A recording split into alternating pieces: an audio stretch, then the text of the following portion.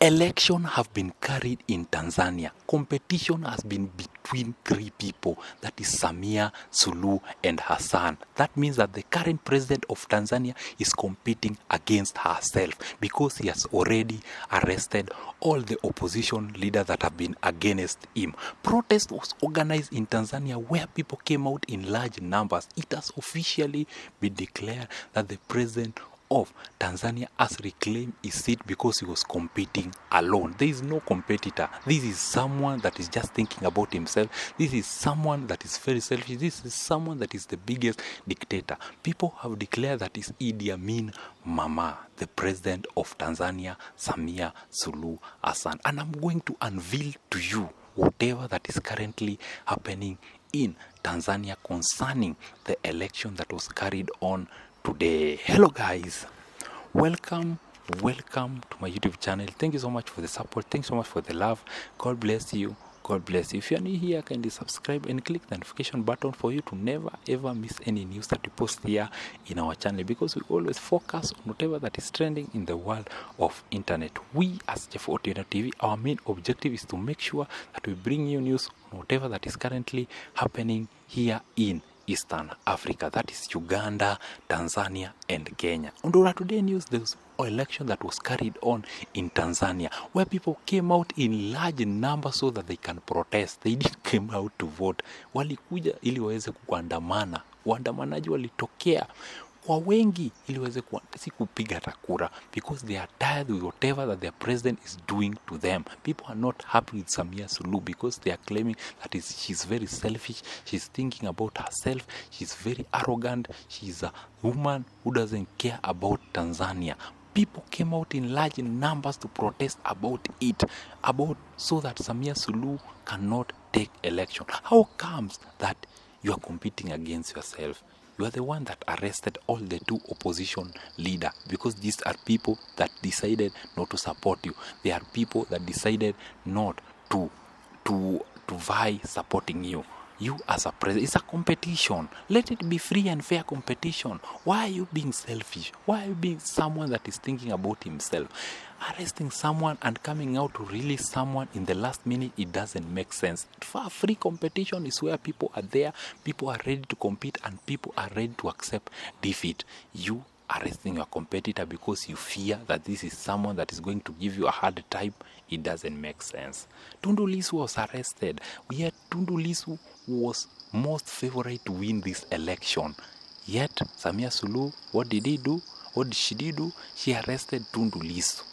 Is that democracy? Yet you are claiming that there is democracy that is happening in Tanzania. That is not democracy. That is being selfish against yourself.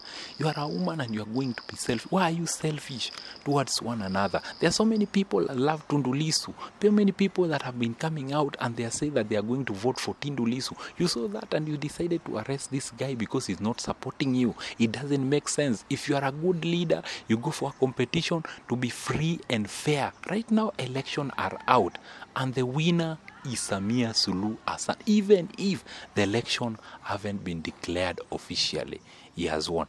And there's something that I'm wondering. There's something that doesn't make sense. What's wrong with these Tanzanian artists? Are they obsessed with Samia Suluhu Hassan? Because 90% of them, they are supporting Samia Suluhu Hassan. It doesn't make sense.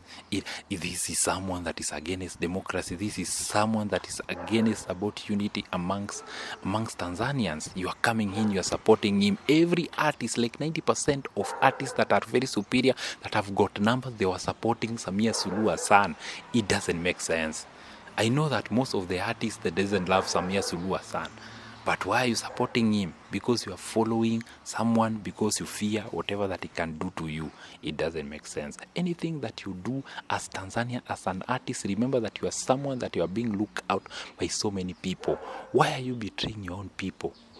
You are betraying your own people because of supporting someone that is doing bad things to innocent Tanzanians. Something that most of the Tanzanians aren't happy with, whatever that Samia Suluhu Hassan has done to them and the way that Samia Suluhu Hassan is running Tanzania.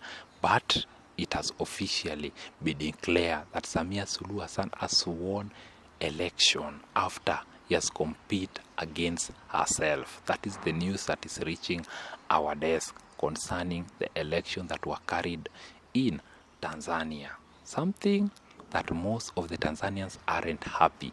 Most of the Tanzanians aren't happy with whatever that Samia Suluhu Hassan has been doing to them. They are innocent and they want to be treated equally. That is the reason why people have come out in large number to protest while some are going to vote. Yet you as a president, if you want something that is free and fair, how comes you can go and vote yet people are on the street destroying things? Because of being selfish, because of just thinking about yourself, because of being arrogant, because of being rude. Right now, it doesn't make sense.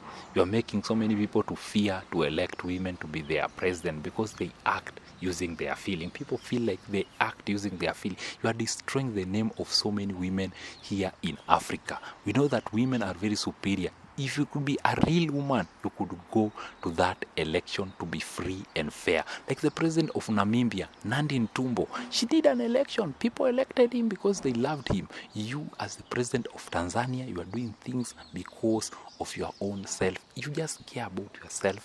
Yes, you don't care about innocent Tanzania. You don't care about the feeling of Tanzania.